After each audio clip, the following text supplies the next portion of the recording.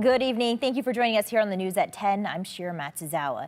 And we begin with this. Wildland firefighters may be getting more mental health support. U.S. Secretary of Interior Deb Haaland was at the National Interagency Fire Center here in Boise today to talk about some of those programs. It's all part of President Biden's bipartisan infrastructure bill. And our Tristan Lewis joins us now with more about that program. Tristan, walk us through it.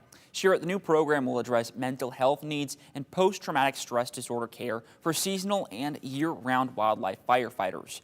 Agencies say they need to help, and provide more help is just critical. And they say this program may help departments expand their current care. Mental health. It's a topic many in the first responder world shy away from. Like your mind's sort of like that water balloon. As it fills up with water, if you don't release it, eventually it's going to pop. That pop is something Eagle Fire Battalion Chief Rob Shoplock experienced himself.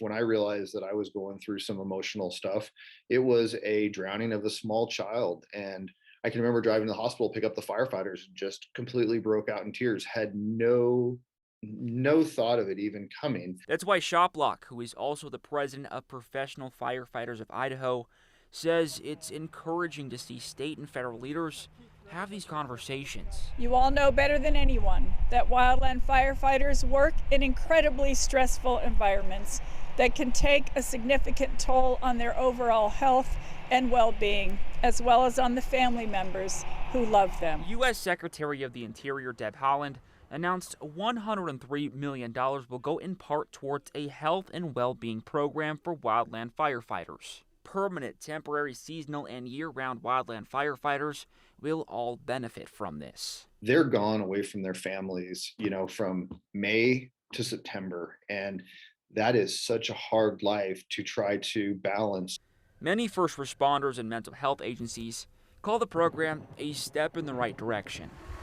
They hope it creates even more conversations. That it's okay to not be okay. John Drinkwine with Courageous Survival, a nonprofit that works with veterans, first responders, and their families, says he'd like to see more outreach when it comes to smaller and rural agencies. The first responders actually know the people that they're dealing with. And so when they go out and deal with, a traumatic event, it's often involving somebody that they know in the community.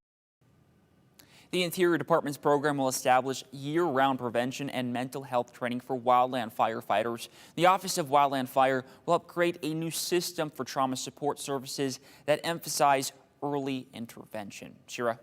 Yeah, no doubt programs like that are so needed right now. So thanks for sharing that, Tristan.